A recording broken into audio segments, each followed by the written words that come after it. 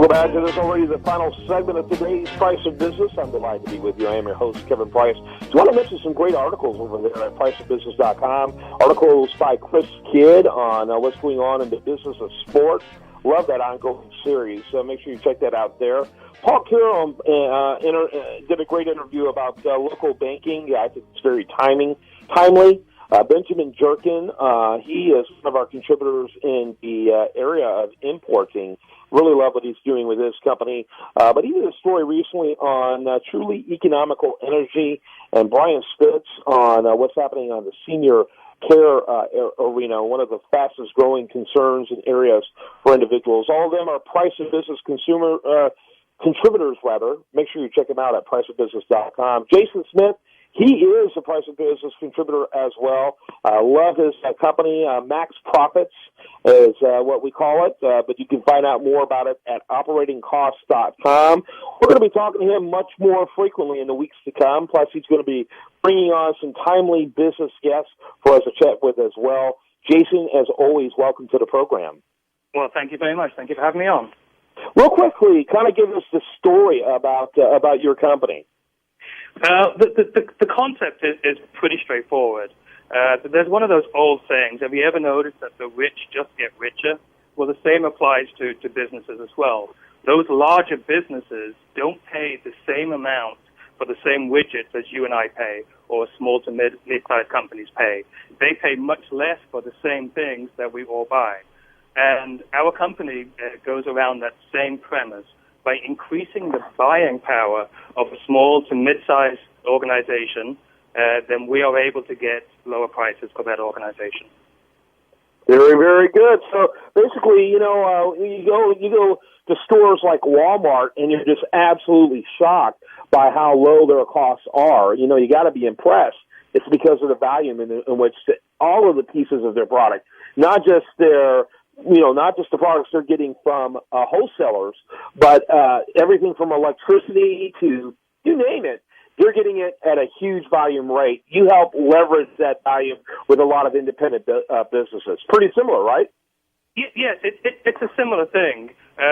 We literally, for an organization that may spend $50,000 or $100,000, say, on office supplies or utilities, by taking all of our clients and putting them all together, we are spending millions and millions of dollars. That's a similar model to a GPO, but the very distinct difference is our clients contract directly with the suppliers, they negotiate directly with the suppliers for what they want to buy, and they pay those suppliers directly. Yeah. What I'm most impressed by is that you don't get paid unless you save money, which I think speaks, unless you save the client money, that is, which I think speaks volumes about your confidence. It is. That's the bottom line. It is our confidence. We've been doing this for a lot of years, over 20 years we've been doing this, and when we look at an organization, we don't just have the greater buying power, but we have the subject matter experts. And when we engage with a client, we are 100% confident that we can lower their costs, and hence that's how we do it on a contingency basis. What is your sweet spot? I would assume that, the company needs to be, big, small enough that they aren't able to get this kind of volume savings that the big guys are able to do, but big enough where there's certainly margins for savings. Is that a pretty good description? That's an excellent description. We can save most any type of company in most any industry money. The difference comes when we start looking at those multi-billion-dollar organizations. They already have such big buying power that we're limited on what we can do. So our sweet spot is, generally speaking, anywhere from $10 million in annual revenues to $250 million in annual revenues. But we're quite happy looking at 500 plus. Yeah, robust mid-market companies. Absolutely. And the only reason, generally speaking, we don't do the smaller organizations, the $1-2 million organizations, is that our business model is done on a contingency basis.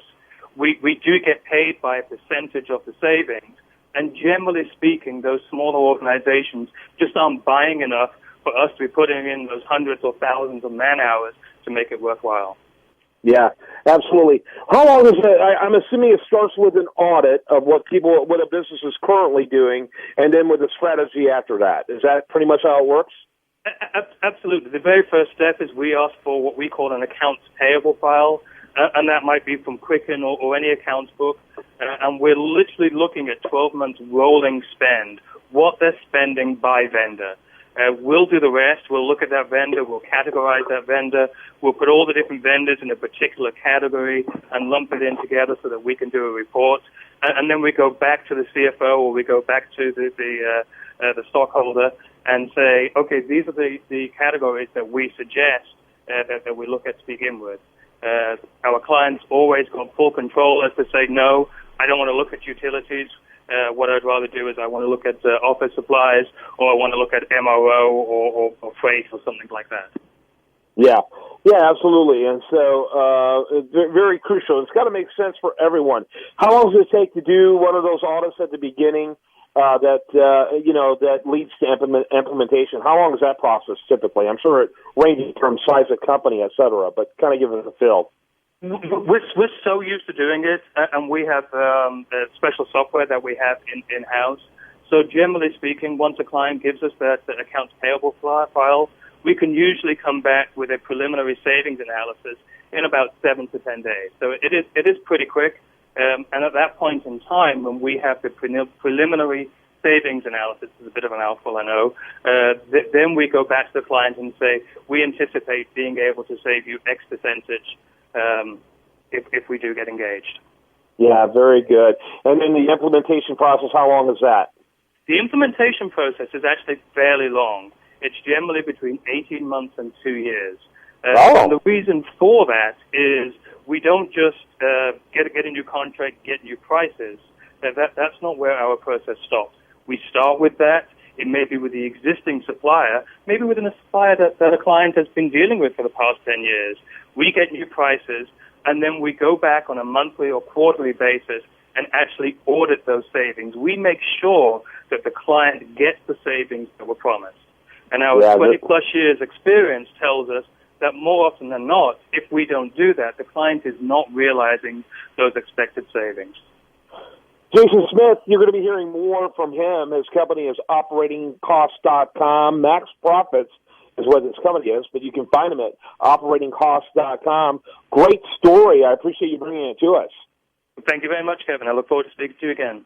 You bet. When we come back, much more for you on tomorrow's program. Meanwhile, I hope you have a great rest of your day. I hope you spend it sensibly right here on this station.